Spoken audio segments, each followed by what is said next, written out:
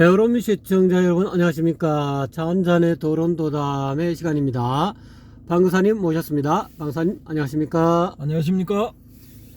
오늘의 주제는 원효와 의상은 육조해능 스님을 알았을까 하는 주제로 가지고 도론도담을 한번 진행해 보도록 하겠습니다. 방사님. 예, 여기가 이제 뭐 익숙하시죠? 예, 영도다리입니다. 영도다리 사조 형발의 고향 영도다리에 왔는데요. 오늘은 뭐 사조 분석보다는 원효 의상, 요 해능 대사 요 세 분의 관계에 대해서 한번 의심이라면 의심이고 추측이라면 추측이고 그런 데 대해서 한번 다뤄보도록 하겠습니다. 자, 예전에 여러분께 소개드린 해능당시 세계불교, 해능당시 세계불교의 상황입니다. 그때 나왔던 인물들,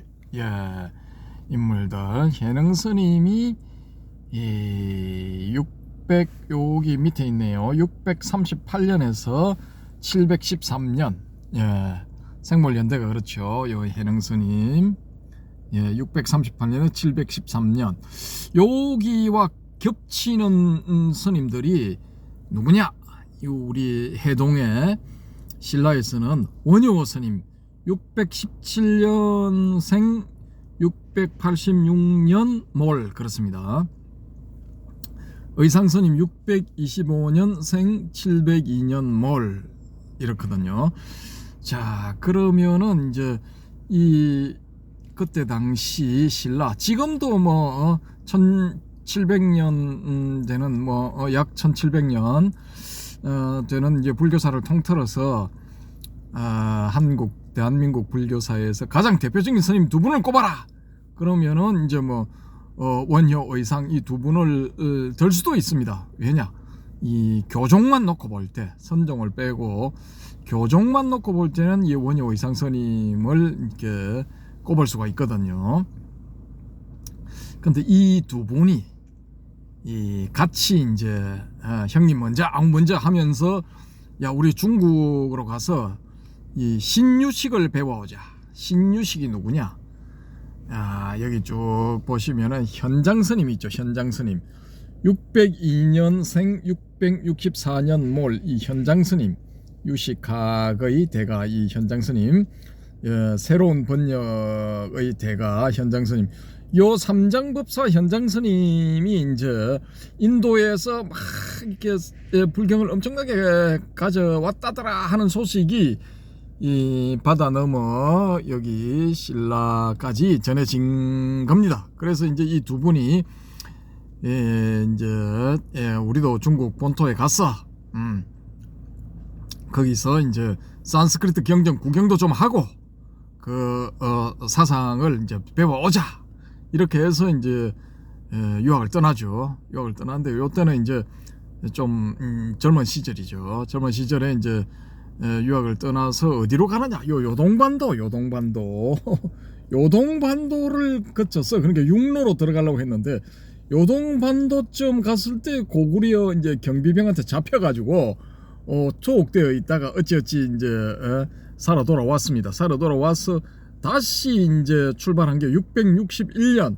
그때는 어디로 가느냐? 요 당항성, 지금 경기도 남양만에 있는 그 당항성에서 배를 타고 이제 서쪽으로 잠시 가면은 중국 산동반도가 나오니까 거기서 이제 일단은 상륙을 해서 한번 장안으로 가서 이 현장법사를 한번 만나보자 이렇게 이제 작전을 짜고 두 분이 이제 스라바를 떠나서 쭉 이렇게 이제 가시게 되죠. 근데 그때는 660년에 백제가 망한 1년 뒤기 때문에 요 이제 남양만 한강 하구도 아니고 좀 내려온 경기도 남양만에서 그 당성 내지 당항성이라는 그 항구가 있었답니다. 거기서 배를 타고 넘어가면 된대요. 금방 손쉽게 간답니다. 근데 이제 날이 저물고 비바람이 치고 해서 이제 소위 말하는 그 땅굴, 토굴 혹은 이제 무덤이라는 곳에 거기서 이제 하룻밤 묵게 되죠. 묵게 되었을 때 이제 원효 스님은 이 소위 말하는 해골 바가지에 담긴 물을 이제 목이 말라서 들이켰는데 다음날 아침에 일어나서 보니까 야씨 저기 뭐 그렇게 나의 갈증을 해결해 준 그런 감로수와 같은 물이 이 해골 바가지에 담겨 있던 물이었단 말인가 하고 이제 토를 하다가 갑자기 이제 깨치게 됩니다. 아, 그렇군. 일체가 유심조구나. 아, 달다고 생각하면 단 거고 역하다고 생각하면 역한 것이구나. 이걸 깨치고 나 유학 갈 필요 없다. 유식 그거 배울 필요 없다. 뭐 나는 이미 유식에서 말하는 3계 유식 만법 유식을 깨쳤기 때문에 더 이상 갈 필요 없다 하고 그 길로 이제 발길을 돌려서 다시 이제 스라벌 쪽으로 되돌아가죠. 되돌아가고 이제 우리 의상 스님은 딱 이제 유학을 가서 여기 이제 현수 법장의 이 스승인 이 지엄스님한테 이제 사사를 하게 되는 거죠. 사사를 하고 이분들이 이제 장안 근처에서 있었던 모양입니다. 현수 법장은 확실히 장안에서 활동했다는 기록이 남아 있고요. 그래서 거기서 이제 10년 유학을 합니다. 661년부터 671년까지 10년 유학을 하는데요. 668년경인가 화엄 일선 법계도를 이제 완성을 합니다. 거기서 이제 지엄스님의 중국 화엄종의 제2조 지엄스님의 이 가르침을 좀 받아서 수정을 가해서 결국은 이제 210자로 된 화엄 일성 법계도를 완성을 합니다. 그래서 거기서 그걸 완성을 하니까 지엄스님이 이제 인가를 하게 되죠. 넌 나의 수제자고 나의 법통을 이은 정식 제자다. 이거 인정을 해줍니다. 그래서 그렇게 이제 인정을 받고 그 해에 이제 지엄스님이 입적을 하게 되고 이 의상스님은 2년인가 3년인가 지나서 이제 3년 지나서네요. 671년이니까 급히 귀국을 하게 됩니다. 왜 귀국을 하느냐? 그 사이에 668년에 고구려도 망했거든요. 고구려가 이제 당나라와 신라의 협공을 받아서 망하는데 그렇게 이제 해서 청천강인가 그 이북의 땅은 신라한테 주겠다 이렇게 약속을 했던 이 당의 황제 내지 그 대신들이 이 마음을 싹 바꿔먹고 조금 남은 신라까지 맞아 잡아먹자 해서 이제 공격을 하겠다라는 그런 정보를 의상스님이 전해 듣고 바로 그냥 신라로 귀국해버립니다. 이 나라가 망할 판인데 그냥 있으면 안 되죠. 그래서 귀국을 해서 이 정보를 전해줍니다. 그래서 이제 신라군이 이제 대비를 하게 되죠. 대비를 해서 매소산성인가 매소성인가 거기서 당나라군을 박살을 내버리죠. 10배나 많은 당군을 말 그대로 요즘 젊은 사람들 말 그대로 개박살을 내버립니다. 개박살을 내버리고 이제 이 승리함으로 인해서 당의 이 침략 야욕을 완전히 꺾어버립니다. 완전히. 그때 당시에 이제 당 입장에서는 이제 토번, 서남 쪽에 있는 토번, 지금의 티벳이죠. 토번이 또 이제 계속 공격을 해오니까 신라와의 전쟁을 지속할 수 없었다라는 그런 주장도 있습니다. 다 같이 작용을 했겠죠. 어쨌든 간에 그건 이제 국가의 일이고 이 또 스님들의 세계에서는 이 원효 스님과 의상 스님이 제가 생각했을 때는 이 귀국하고 난 다음에 원효 스님이 새로운 정보 없나 하고 의상 스님하고 만났을 것 같아요. 만나서 서로 이제 정보를 교환을 했을 것 같거든요.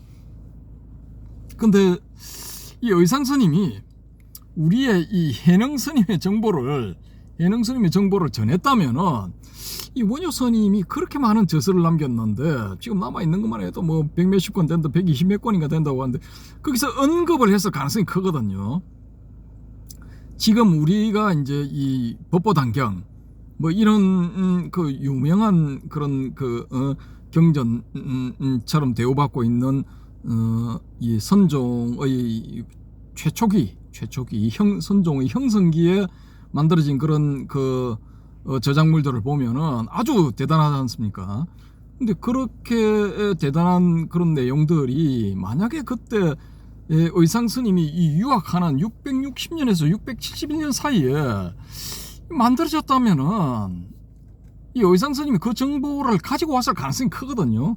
올 때 아무리 급하다 해도 뭐 그냥 오지는 않았을 거고, 자기가 소지하고 있던 주요한 그런 서지물들, 책자들은 가지고 왔을 가능성이 저는 있다고 봅니다. 그냥 뭐 설쩍설쩍 바랑에 넣어가지고 덩침을 찌고 얼른 오면 되니까 일단은 그렇게 추정을 하는데, 글쎄요. 우리의 원효 대사님 저술에는 전혀 언급이 없단 말입니다. 언급이 없고, 이 원효 대사님은 사상이 이 화쟁사상. 예, 화쟁사상. 자, 화쟁사상인데, 여기서 우리 해오롬님 옆에서 꾸벅꾸벅 졸고 있는 우리 해오롬님한테 돌발 질문. 예, 원효 스님의 핵심 사상을 화쟁사상이라고 하는데요. 그 화쟁사상 중에 핵심은 뭐겠습니까? 자, 어려운 질문입니다. 저는 교학이 좀 어두워서 화쟁사상.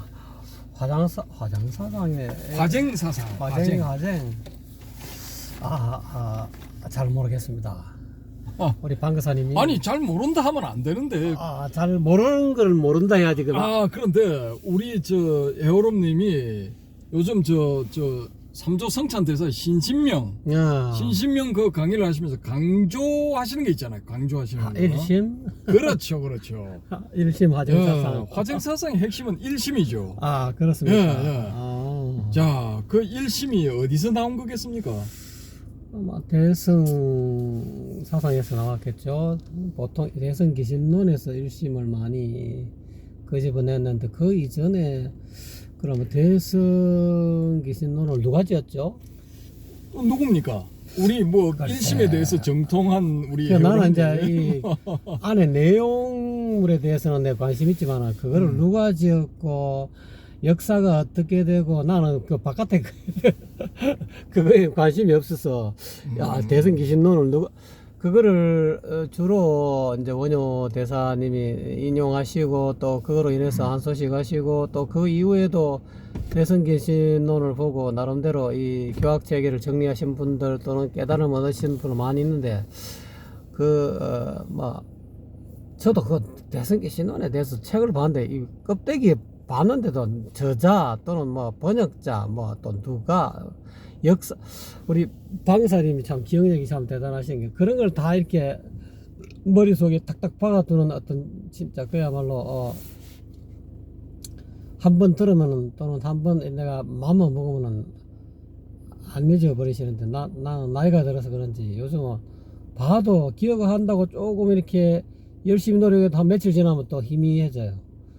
그러니까 이게 아마 이 뇌가 이렇게 이 기억을 오래 할 수 있는 그런 뇌가 아니라서, 이생은 내가 몸 관리를 좀 잘못해서 그런지 아마 고등학교에서 대학교 때 올라가는 그 시기에 축농증이 와서, 아직까지도 축농증이 있거든요. 냄새를 잘 못 맡아요. 근데 이제 담배 냄새라든지 이렇게 아주 강렬한 그런 냄새는 잘 맡는데, 그거 외에 일반적으로 이 코 기능이, 냄새 맡는 기능이 아직까지 축농증 기운이 남아 있어서 그런지 이 기억력이 아직까지 이게 확 돌아오지가 않았어요. 그래서 한 번씩 도론도당 할 때마다 방거사님한테 내가 칭찬을 많이 듣는데, 저도 최근에 핸드폰을 잊어버렸어요. 분명히 핸드폰으로 갖고 이 사진 촬영하다가 잠깐 놔놨는데, 그걸 잊어버리고 차 몰고 가다가 보니까 통화를 하려니까 핸드폰이 없어진 거예요.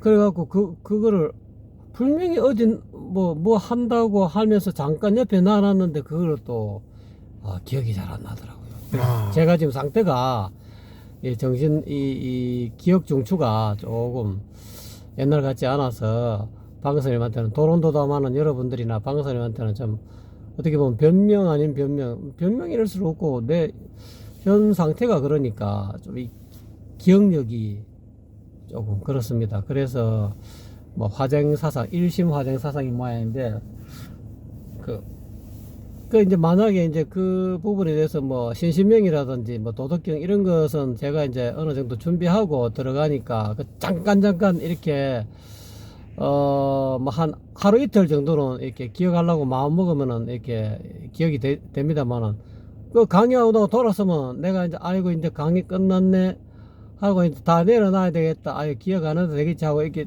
내려놓으면 며칠 지나면 생각이 안 납니다. 내가 이 강의를 하긴 했는데 이걸 어떻게 강의했지? 이게 보통 강의하면 머릿속에 남아 있어야 되는데 강의 그때 여러분을 위해서 강의를 하고 나서 돌아서면은 내가 이때 이걸 어떻게 해석했더라? 좀 이런 경우가 좀 있어요. 그래서 여러분 시청자 여러분이나 또는 방금사님 오해 안 하셨으면 좋겠습니다.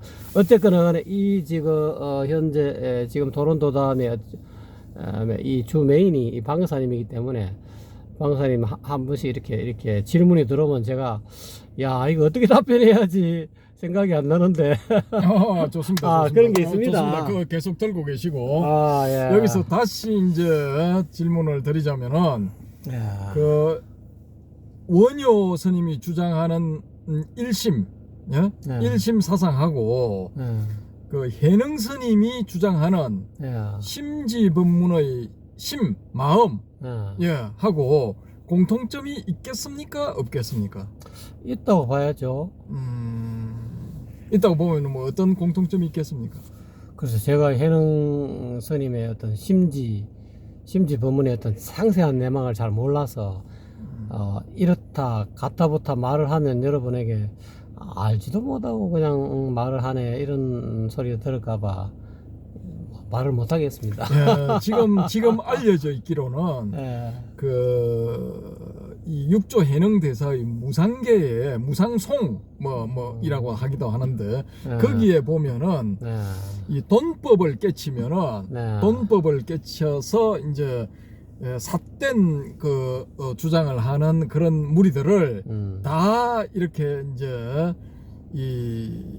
깨부술 수 있다, 다 이렇게 논파해 버릴 수가 있다, 이런 주장이 나오거든요, 앞부분에. 그러면은 이제 이 해능스님의 주장은 돈법이잖아요. 돈법. 몰록 이제 깨치고 이제 몰록 닦아버리는 돈법. 근데 돈법인데 그 돈법이 이제 뭐 한 1300년 정도의 시간을 뛰어넘어서 우리 유명한 성철 스님이 선문정로라는 책을 이제 1981년인가 출간하실 때 그때 이제 선문의 정수는 돈수다. 그 근거가 어디에 있느냐라고 해서 이제 들은 근거가 해능스님의 돈법 혹은 돈문이거든요. 이걸 깨치면은 이제 나머지는 다 삿된 무리들의 주장은 다 파괴해 버릴 수가 있다, 다 깨뜨려 버릴 수가 있다, 라는 이런 주장을 거기에 이제 해능스님의 무상계 혹은 무상송에 있기 때문에 그래서 이제 우리 이 선종의 종문은 돈수 그것이 이제 액기서지 돈수는 아니다라는 이런 주장을 하게 되거든요. 그 어찌됐건 간에 근거는 돈법이다 말입니다. 몰록 깨치고 몰록 닦는 돈법인데 그러면은 해능 스님의 핵심 사상은 돈법인데 이 원효 스님은 핵심 사상이 돈법이 아닌 화쟁이란 말입니다. 화쟁이고 그 화쟁의 핵심은 1심이거든요. 그러니까 아무래도 저는 그게 돈법을 깨쳤기 때문에 이제 자기가 이제 제 생각은 그렇습니다. 이건 제 개인적인 생각이니까 내 피셜이니까 여러분 참고로 하십시오. 이 원효 대사도 내나 해능조사의 그 돈법을 깨치신 것 같아요. 제 느낌은 깨쳤는데 그 돈법은 하도 많이 자기가 이야기 안 해도 이미 해놓은 뭐 해능도 있고 제자들도 더 이렇게 있어서 뭐 중국 당시라든지 또는 뭐 신라에 또 그 돈법을 배워갖고 나름대로 또 이렇게 현재처럼 뭐 우후죽순으로 또 뭐 이렇게 나는 뭐 해능의 도법을 배웠다 하면서 이렇게 알게 모르게 이렇게 자기네들끼리 이렇게 모여서 공부하는 뭐 동아리들 비슷하게 있었을 거라고 생각해서, 본인은 돈법에 대해서는 뭐 자기가 한 소식 했으니까 더군다나 해골물 먹고 그냥 한순간에 뭐 심생종종법생 심멸종종법멸이라고 이미 한 소식 하셨기 때문에 그거는 일종의 돈법이라 해도 그 말씀을 했다는 것 자체가 그 안에 그 짧은 그 오도성이지만은 그 안에 똑같은 심생종종법생 심멸종종법멸이라고 이야기해도 원효의 깊이하고 제가 이야기하는 깊이하고 훨씬 다르다고 보거든요. 원효는 워낙 이렇게 기억력도 좋고 또 마음이 맑고 또 태어날 때부터 이렇게 좋은 어떤 그런 환경에 또는 뭐 그야말로 사주로 말하자면은 전생이 잘 닦으셔가지고 뭐 한 번 들으면 뭐 우리 방사님처럼 뭐 안 잊어버리고 그냥 기억 안 하고 싶어도 그냥 보면 그냥 기억하는 그런 어떤 수준의 천재적인 어떤 능력을 가지고 있었고, 또 과거에 뭐 또 뭐 금강산매경론입니까? 그 뭐 자기가 그래 가가지고 뭐 그 무슨 책인가인데 기억이 잘 안 납니다만은 그거에 대해서 소를 적었다든가 뭐 했는데 그거를 어떻게 누가 고의적으로 해갖고 뭐 불태워 버렸다든가, 안 그러면 자기가 실수로 없앴는데 예를 들어서 한 10권 정도 이렇게 정리해 놓은 건데 그걸 잊어버렸는데 뭐 달구지를 타고 가는 순간에 뭐 또 간단하게 그냥 요약해서 또 뭐 그 책을 지었는데 그게 뭐 지금까지 뭐 전해진다는 소식도 있는데, 그 정도로 그 양반들은 이미 기억 안 하려 해도 이미 기억 속이 콱콱 박혀있기 때문에 원하면은 원하는 대로 소환을 다 해가지고 이렇게 말할 수 있는 그런 상황이기 때문에, 그래서 일심 화정사상도 아마 원효 스님도 제가 보건대는 육조 해능의 어떤 돈법을 깨치지 않았나. 그런데 이제 깨쳤는데 문제는 자꾸 돈법 전법 뭐 이야기하다 보니까 서로 간에 다툼이 생기고 네가 옳다 내가 옳다. 왜냐하면 자꾸 이렇게 분별하고 또는 뭐 이렇게 짐작하고 분별도 뭐 이렇게 하면은 이거는 답이 없습니다. 서로가 대립각을 세우면은 글자 하나 말투 하나까지도 꼬리를 물고 늘어지고 다르고 다르고 요렇게까지 물고 늘어지는, 그 당시에도 그런 분들이 있었을 것 같아요. 그래서 본인은 이게 나는 새로운 각도로 아마 이 불법을 조금 이렇게 해서 불교를 수행하는 우리 도반들끼리는 싸우지 말자, 서로 화합하고 다투지 말고 통불교적으로 일심을 깨달으면은 모든 걸 다 안을 수 있고, 돈법을 깨달으면 모든 불교의 어떤 가르침 뭐 교법이든 또는 뭐 교종이든 안 그러면 선종이든 다 일심에 전부 다 아우를 수 있는데 왜 싸울 필요가 없다.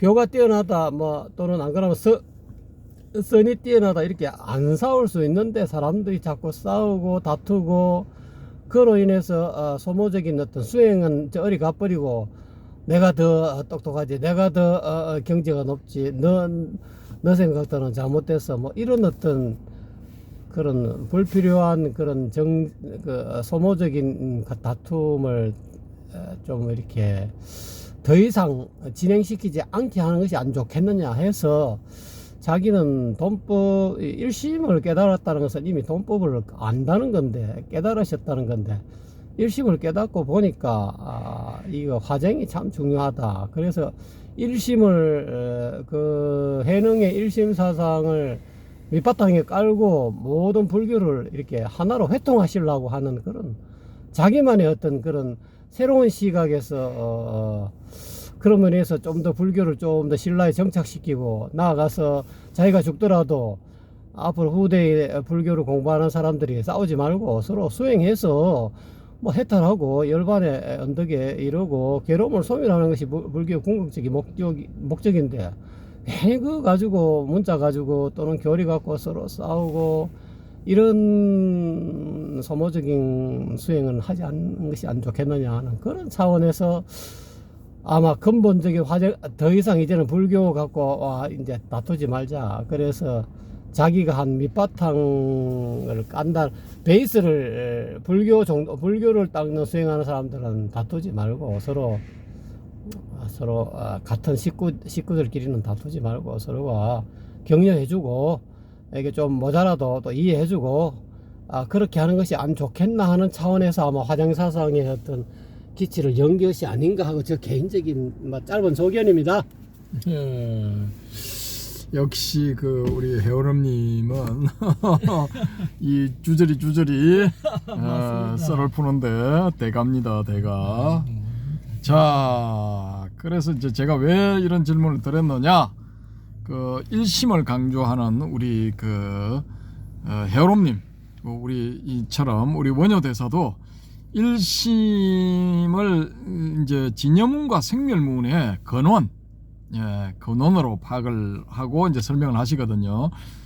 그래서 이제 이 공부를 하는 사람들이 진여문, 생멸문 이렇게 나누어서 이렇게 이 파악을 하는 게 일단은 맞는데 그 이문의 진여문과 생멸문 이문의 근저에는 그 출발점에는 일심이 있다라고 이제 주장을 하시는데 이 그 일심 이문 3대의 사상은 잘 아시겠지만은 이제 대승기신론에서 비롯된 거죠.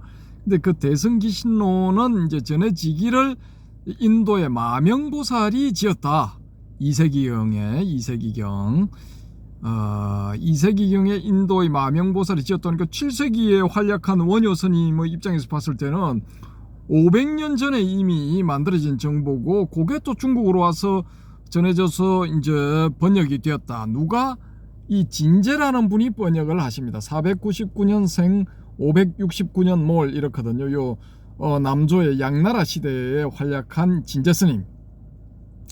이분이 이제 빨아말았다는데 이 이제 서역성이죠. 그 해로로 이제 광주 요 밑에 있는 광주 지역으로 들어와 가지고 이 양나라로 들어와서 이 번역의 종사를 하시는데, 양나라 말기 혼란기가 막 이렇게 뭐 일어나는 그런 시점이기 때문에 뒤죽박죽 되죠. 그러니까 이분은 실력만큼 대우를 받지를 못했어요. 어떻게 보면 좀 불운한 그런 케이스죠. 그럼에도 불구하고 나름대로 이제 뭐 좋은 번역들을 양질의 번역을 많이 남기는데 그 중에 하나가 이제 대승기신론이 되겠죠. 근데 이 대승기신론은 뒤에 이제 100년인가 150년인가 뒤에 실찬한타라는 분이 또 한 번 더 번역을 합니다. 그래서 이제 이 진제 스님이 번역한 게 구역이 됩니다. 구역, 대승기신론 구역이 되는데, 어찌됐건 간에 569년에 이제 입적을 하셨기 때문에 이 원효 스님 617년에서 686년까지 이 활동을 하신 원효 스님 입장에서 봤을 때는 이 정보를 한자로 충분히 이거 받아볼 만한 시간적인 여유가 있죠. 한 100년 정도 혹은 뭐 200년 정도 지난 시기니까, 그죠? 이분이 이제 6세기경에 활약을 하셨고 우리 원효 스님은 7세기경이니까 그 정도 이제 뭐 시간이죠. 한 150년? 고점 시간. 150년 잡으면 150년 한 2-30년 뭐 길게 잡았어. 그러니까 그 정도 여유가 있으니까 이미 뭐 충분히 그 대승기신론 번역된 원문을 받아서 이렇게 이제 소화를 하고 거기에 대해서 이제 다시 또 해설을 할 만한 시간 여유가 있죠. 그래서 원효 스님이 남긴 대승기신론 소가 있습니다.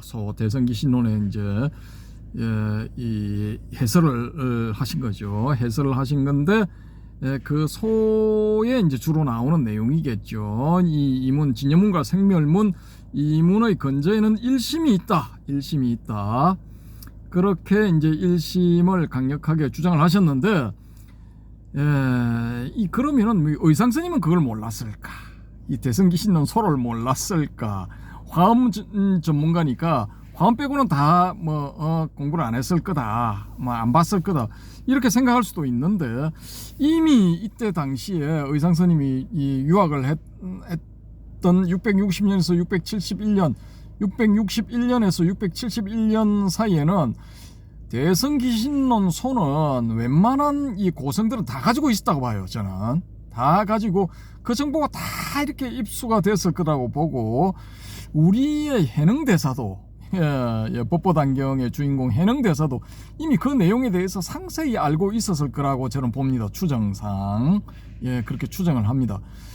그런데 이제 똑같은 물도 누가 먹느냐에 따라 가지고 이제 다 다르잖아요. 극단적으로 표현하면은 옹달샘의 물을 이 독사가 먹으면은 독이 되고, 이 암소가 먹으면은 우유가 되는 거죠. 우유. 그래서 극단적인 예는 그런데 대성기신론의 사상을 이 예능 스님은 이제 돈오돈수로 풀었고, 이제 돈법으로 푼 거죠. 돈법. 그 다음에 우리의 그 원효대사는 이 일체유심조로 풀었을 수도 있다라는 겁니다. 일체유심조. 그래서 이 두 분이 먼저 이 가신 분은 이제 원효대사인데, 원효대사 뒤에 이제 이 예능스님은 조금 더 한 20년, 뭐 14년이니까 한 27년쯤 되죠. 생존을 하셨는데 661년에 이제 이 우리의 의상대사님이 이 유학을 하셨을 때는 우리 저 해능대사는 그때는 아직 나무꾼 이 남방의 오랑캐 땅에서 나무꾼으로 살아가고 있을 때입니다. 그래서 이제 이게 이 서로 이제 두 분이 이 몰랐을 것이다. 이 해능대사가 이제 한 40년 정도 지나서 40년 혹은 50년쯤 지나서 활동을 한다고 보면은 678년에서 688년 사이에 이제 서서히 자리를 잡기 시작했다라고 볼 수가 있거든요. 그런 계보로 인해서 이 우리의 의상대사와 원효대사는 이분에 대한 정보를, 해능대사에 대한 정보를 얻지 못했을 가능성이 높지 않을까.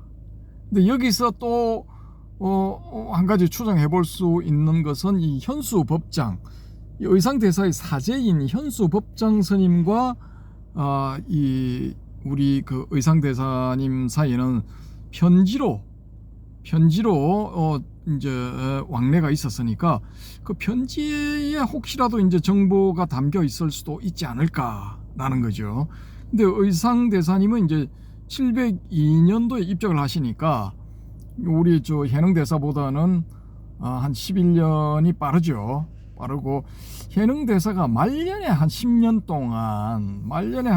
동안 이름을 이제 중국 천지에 드날렸다, 당나라 천지에 드날렸다, 뭐 이렇게 우리가 가정을 해보면은 이 법장 712년 1년 앞서서 입적하는 현수 법장의 입장에서는 우리 저 의상대사님한테 정보를 전달할 만한 그런 시간적인 여유가 없었지 않나. 그러니까 서로 이제 핀트가 안 맞았다는 거죠. 시기적인 핀트가 안 맞았다. 뭐 그렇게 볼 수가 있다라는 것입니다. 그래서 그 제가 궁금한 건, 아니 왜 한 사람은 뭐 두 사람 다 혹은 세 사람 다 뭐 해능대사, 원효대사, 의상대사 세 분이 다 어떤 그 불교에서 말하는 그 깨달음을 다 얻으신 분들이다라고 봤을 때, 해능대사는 돈법을 이야기를 하는데 원효대사는 돈법 이야기가 제가 알기로는 없어. 예, 의상스님한테도 없어. 근데 지금 우리 그 한국 불교에서는 이 돈법, 돈오돈수가 이제 선종의 핵심이다. 한국 불교는 지금 선종이 주류지 않습니까? 이 주류의 핵심이다라고 했을 때, 야, 그러면은 이 돈오돈수가 되어야 되는데 돈오돈수를 언급하지 않은 이 원효스님이나 의상대사는 이가 좀 작아지지 않을까? 예? 좀 이제 뭔가가 이제 모자라는데 자기들은 이제 깨달음을 얻었다라고 착각하는 착각도인이지 않을까? 뭐 이런 추리가 가능하지 않을까? 예, 저는 일단 한번 가정을 해봅니다. 제 내피셜인데, 그러니까 해능대사 입장에서 봤을 때는 돈수를 이야기하지 않는, 돈법을 이야기하지 않는 나머지 다 이 기라성 같은 인물들은 다 이건 자기 입장에서 봤을 때는 아니야, 사입이 작아야, 가짜야, 착각도인들이야, 이렇게 할 수도 있다라는 겁니다. 이렇게 그런 내용의 그런 관점에서 만들어진 게 법보단경이고, 이 법보단경을 만든 이제 분들은 이 신의 하택 신의 본인 혹은 고 제자들 혹은 고 추종자들, 그런 분들이 이제 법보단경을 만들면서 소위 말하는 육조 현창 운동, 해능 스님을 띄우는 운동을 하지 않았나라고 이제 우리가 추정을 해 볼 수가 있습니다. 그래서 법보단경도 이제 거의 이 다음이나 한 편 아니면 한 꼭지 아니면 한 두 꼭지 하면 이제 끝을 맺을 생각인데요. 그 뒷부분에 가면은 그런 점들이 많이 나타납니다. 나타나고 이제 노골적으로 우리가 이제 해능 스님을 띄우기 위해서 이런저런 작업들을 했다라는 이제 자백 비슷한 그런 이야기도 나오고, 이제 앞부분 제가 봤을 때는 한 3분의 1 정도 부분만 이 해능 스님이 직접 이제 이 설법을 한 그런 내용이고, 뒤에 3분의 2는 다 이제 이 갖다 붙인 거다, 덧붙인 거다, 혹은 조금 이제 이 부풀려서 말한 것이다 라고 이제 저는 그렇게 일단은 봅니다. 보고, 어찌됐건 간에 동시대에 살았던 큰 인물 세 분이 서로에 대한 그런 정보가 없었고, 또 이 가르침의 종착점이 저는 일단은 핀트가 조금씩 이제 다르다고 보고, 또 이 자신과 똑같은 깨달음을 얻는데 이제 유도를 해야 될 거 아닙니까, 후학들을. 그래서 그 가르침 내용에서 그 방법론적인 측면에 있어서 세 분이 많이 다르다. 예, 저는 일단은 그렇게 봅니다. 우리 원효 대사는 이제 1심 쪽을 이제 강조를 하셔가지고 일체 유심조를 깨치고 나면은 신문 화쟁이 자동적으로 되느니라, 뭐 그런 쪽인 것 같고요. 또 우리 의상 스님은 화엄 일승 법계도 그 안에 법성계 압축이 되어 있는데, 그거 잘 보시면은 진짜 큰 이 깨달음을 얻을 수 있지 않을까. 특히 이제 우리 우주의 공간적인 측면과 시간적인 측면, 그 양쪽을 다 아울러서 이 시뮬레이션 우주론과도 맞물리면서 그걸 이제 확 한순간에 이제 알아버리는 거죠. 깨달아버리는 거예요. 말하자면은, 이 우주가 우리 눈앞에 보이는 이 우주가 결국은 이게 누군가에 의해서 시뮬레이션 된 것, 혹은 뭐 컴퓨터가 지금 만들어내고 있는 거대한 우주라는 컴퓨터가 만들고 있는 그런 어떤 전개된 전개물에 불과하다, 뭐 이런 거를 뭐 깨달을 수도 있겠죠. 놀랍지 않습니까?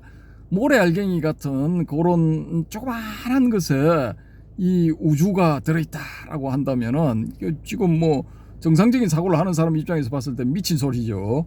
그 다음에 한순간 시간적인 아주 그 미세한 한 찰나가, 그 찰나가 영원의 그런 시간과 같다. 이 우주가 전개되어 버린 138억 년인가 하는 그 시간도 한 찰나에 불과하다. 차이가 없다. 그 두 개가 똑같다 라고 이렇게 주장을 하시니까 좀 또라이 같은 이야기죠. 그런데 이제 뭐 하여튼 공통점을 찾아보면은 많은 점들이 또 이렇게 밝혀질 수도 있겠죠. 그래서 참 이거 그냥 넘기기에는 법성계, 화밀성 법계도 안의 법성계 너무나 아깝습니다. 그래서 다음 시간에 또 한번 다뤄보기로 하고요. 우리 뭡니까, 이 해능대사 돈법을 주장하신 해능대사님 관점이 독특하죠. 해능대사나 원효대사나 의상대사는 교리를 어떻게 보면 충실히 따랐다고 볼 수가 있거든요. 설명하시는 부분들이 다 이제 교리의 범위 내에서 설명이 다 됩니다. 사실은 되는데 이 해능대사는 교리 안에 있는 게 아니라 교리 밖에서 이야기를 하거든요. 그래서 좌선 같은 것도 일반적으로 좌선은 앉아서 순을 이제 수행하는 것, 그걸 좌선이다. 뭐 앉아서 하는 집중 명상 이렇게 볼 수가 있는데, 근데 이분은 그 좌가 앉는 게 아니다라는 거죠. 앉는 게 아니고, 야, 바깥 경계에 대해 가지고 네가 거기에 끄달리지 않는 것, 거기에 끌려다니지 않는 것, 그게 바깥 경계에 끌려다니지 않는 게 그게 좌고, 선은 네가 안으로 너의 본성을 봤을 때 놀라지 않는 것, 그게 선이다라고 하는 거. 이거 참 진짜 대단한 이 새로운 관점이지 않습니까? 전혀 관점이 달라요. 그래서 이 의상스님, 이 원효스님 이런 분들하고 우리의 이 해능대사는 또 이제 해능선사라고도 볼 수가 있겠죠. 이분은 뭐 완전히 다른 각도로 이제 접근을 하는 겁니다. 다른 각도로. 그래서 제가 이제 이런 말씀을 드리는 게, 이 깨달음의 산이 있다면 그 정상에 도달하는 방법은 정해진 게 없다라는 겁니다. 꼭 이 길로만 가야 된다라고 주장을 하는 그런 경우는 이게 뭔가 좀 아니다라는 거죠. 그래서 이 해능스님 시대, 원효스님 시대, 그 시공간에서는 그분들이 또 그 시대에 맞는 그 상황에 맞는 이야기들을 말씀들을 하셨겠죠. 야, 돈법이다. 야, 일심이다. 아니다. 이게 법성을 알아야 된다. 뭐 이런 식으로 이제 주장을 하셨겠지만은, 우리는 지금 21세기 2024년에 살고 있는 우리는 이런 정보들을 다 가지고 있다는 겁니다. 다 가지고 있기 때문에 각자 자기 자신에 맞는 그런 방법을 택하면 되는 거지. 야, 무조건 일심을 알아야 돼. 일심 아는 거 외에 다른 거는 다 엉터리야. 혹은 야, 돈수, 돈법 이거 외에는 다 엉터리야. 이렇게 해서는 안 된다라는 거죠. 그러니까 열린 시각, 열린 마음, 열린 자세로 접근을 해야 이게 뭔가 좀 소득이 얻어지는 거지.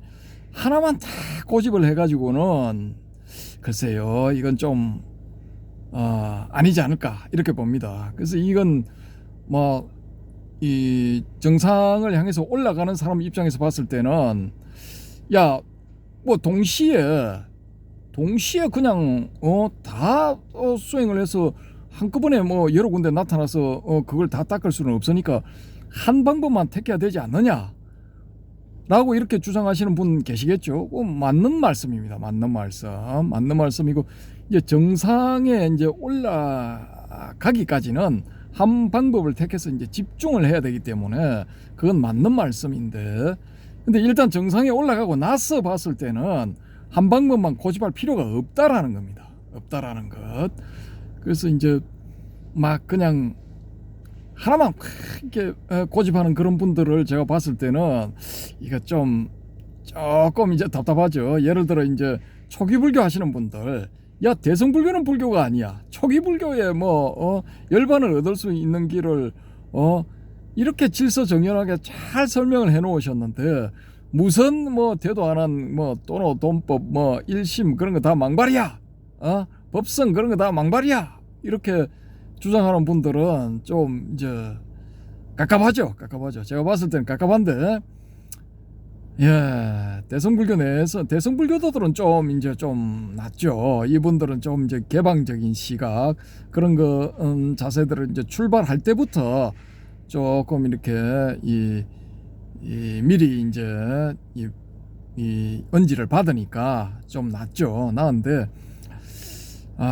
초기불교 하시는 분들은 좀 그렇다 이겁니다. 예, 참고로 하시고 혹시나 초기불교 하시는 분들이 이 방송을 보시면은 댓글을 남기셔가지고 좀 이렇게 질책을 해주시면 고맙겠습니다. 그리고 이제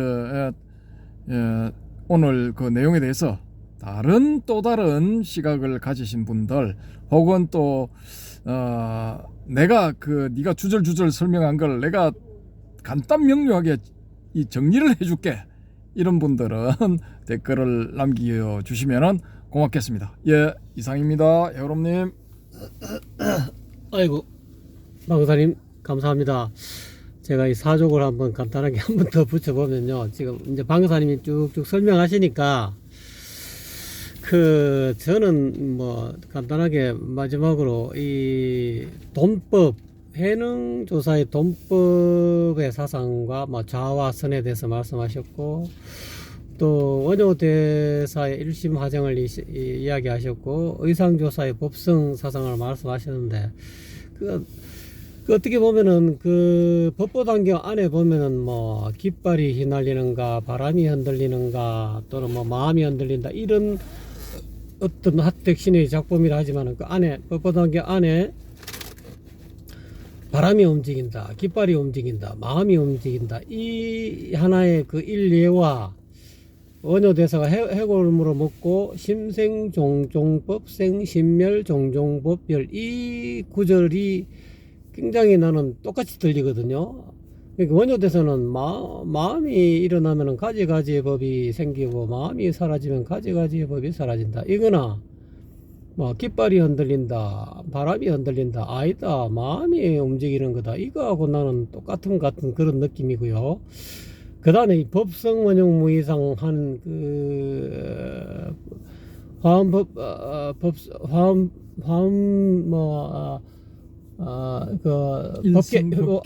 화엄 일성 법계도 화엄 일성이라는 이 자체가 일성은 내나 일심하고 닮아 있는 것 같고요. 법성은 일심하고도 또 이 언어적인 이게 아주 뉘앙스가 좀 언어를 어떻게 해석하고 또 어떤 문자를 이름을 사용하느냐에 따라서 전혀 다르다라고 이야기할 수 있지만 저는 법성이나 일심이나 뭐 돈법이나 또는 뭐 해능조사가 이야기하고 있는 좌선에 대해서 설명하신 그 내용이나 법성의 의미나 비슷하다고 보고 또 일심 심생종종법생 심멸종종법멸 그거하고도 너무 상통하다. 물론 그 한 분은 중국에 사시고 한 분은 뭐 신라에서 구법 활동을 가셨는데 한 분은 가다가 돌아와서 그저 중도에 바로 바로 직접 이제 일심으로 일체유심조의 어떤 화엄학의 어떤 그 근본이랄까요. 그렇게 더 이상 배울 게 없다 하고 다시 신라로 가버리고 이 양반은 의상조사는 화엄 일성 법계도를 이렇게 이 양반도 천재인데 뭔가 자기는 이론적 또는 근거적으로 언어적으로 개념적으로 교리적으로 뭔가 일심에 대해서 또는 법성에 대해서 무명무상절일체라는 그 글자 자체가 어떻게 보면은 일성이고 내나 법성인데 그거를 문자로 정립할 필요가 있다는 거죠. 자기가 뭐 원효대사처럼 돌아갈 수도 있었지만 원효는 원효의 길을 가고 원효의 팔을 흔들고 나는 내 팔을 흔들어야 되겠다 해서 동시대 거의 비슷한 지금 방사님 설명하시는 말씀을 들어보니까 거의 비슷한 동시대 사람들이 항상 그렇더라고요. 역사적으로 유명한 사람들이 나타나면 거의 지역적으로 비슷비슷한 시기에 다 이렇게 이 천재들이 나타나서 또는 성각자들이 나타나서 이렇게 설명하는 거 보면은 다 닮아 있는 것 같아요. 저는 금방 이제 방사님이 오늘 그 주제에 대해서 설명해 들어보니까 이 같은 일심에 대해서 법성에 대해서 일성에 대해서 또는 좌선에 대해서 좀 다른 뉘앙스가 좀 다르게 설명하신 것 같은데 근데 저는 이제 오늘 잠깐 말씀하신 거 듣고 보니, 아이, 다 똑같은 소리를 하셨구나. 저는 이제 그렇게 들린다는 거죠. 단지 한 사람은 뭐 신법을 이야기, 돈법을 이야기하고, 뭔가 육조 해능은 뭐 교회 별전, 뭐 이심전심 또는 뭐 불의법문, 뭔가 다른 어떤 형식을 빌려서 뭔가를 전수하고, 그에 입각해서 뭐 묵조의 어떤 선을 길을 갔다고 볼 수 있고. 근데 이제 불행하게도 뭐 의상이나 또는 뭐 원효는 그런 어떤 뭐 유기부전의 어떤 신법을 못 얻었지만은 그냥 다르게 뭐 정상에 올라가는 길은 뭐 여러 가지 길이 있으니까 뭐 꾸불렁꾸불렁 올라갔는데, 올라가서 보니까 우리가 그러지 않습니까? 정상에서 동쪽으로 바라보느냐, 서쪽으로 바라보느냐, 남쪽으로 바라보는 경치가 다르다는 거지. 그렇지만 내나 그 산의 전체적인 모습의 일부라는 거죠. 저는 이제 이 세 양반이 다 똑같은 정상에 올라갔는데, 육조해능조사는 뭐 탄탄대로 내 길만이 그냥 뭐 최고 좋은 길이다. 이게 뭐 바로 뭐 이거는 바로 이 뭐랄까 교회 별전에 이 신법을 얻으면은 바로 그냥 뭐 끝이다. 뭐 도로돈수 뭐 그것도 옳은 말 같고. 근데 이 양반들은 뭐 원효대사나 또는 의상대사가 제일 꾸불꾸불한 길을 갔죠. 원효대사는 가다가 바로 그냥 한 소식 해버렸으니까 중도에 아예 끝까지 안 올라가 봐도 그 꼭대기 경지를 알겠다 하고 바로 내려와 버리는 거고, 의상대사는 나는 진짜 원효처럼 그야말로 막 이렇게 뭐랄까, 직관하는 능력을 내가 부족해도 나는 그래도 원효보다 좀 더 논리적인 면, 파고드는 면에서는 아마 의상대사는 타의 추종을 불허할 정도로 아주 철학적이고 사변적이고 뭔가 송곳 같은 그런 어떤 밝은 것이 있다고 보거든. 이 양반은 끝까지 올라가 보니까, 아, 그래, 원효 말이 맞구나. 아, 그래, 너 해능조사 해능의 말도 일리가 있구나. 근데 너는 너대로 풀어라. 나는 내대로 내가 가지고 있는 이 능력을 최대한 발휘해서 이 교리적으로 또는 언어적으로 문자적으로 210자라는 그런 글자로 동원해서 가장 완벽한 일성의 경계를 또는 법성의 경계를 내가 더 이상 이 글자 입에 210자 글자 입에 어떤 글자도 모든 그런 어떤 그 최상의 깨달음의 최고의 경제 이 210자를 벗어나지 않도록 얽히고 설키고 그 화엄일성 법궤도를 읽어보면은 했던 말 약간 비틀어서 하고 이렇게 하면서 전체를 전부 다 그 글자 속에 앞으로 내 이후에 의상 이후에 깨치는 사람들은 내 이 화엄일성 법궤도를 못 벗어날 거야. 너희들 아무리 열심히 해봐 이거 못 벗어나. 그런 어떤 당당함이랄까요, 자신만만함, 그런 걸 조금 엿볼 수 있다고 저는 그렇게 느꼈거든요. 지금 금방 방금사님이 그렇게 말씀하시니까. 그래서 저는 뭐 앞으로 또 방금사님이 또 그런 주제를 거론하셔가지고 또 하겠지만은, 참 어쨌든 참 대단들 하십니다. 그런 어떤 전생에 너무 훌륭하신 수행을 통해서 세 천재가 그냥 중국에 하나, 신라에 둘 이렇게 나와서 새로운 어떤 각도에서 새로운 시각으로 불법의 어떤 그 핵심을 남겨놓으신 게 아닌가 하는 저런 주저리였습니다. 방사님 마지막으로 뭐 하실 말씀 있으십니까? 댓글 많이 달아주세요. 예, 여러분 지금까지 시청해 주셔서 대단히 감사합니다. 방사님 고맙습니다. 감사합니다.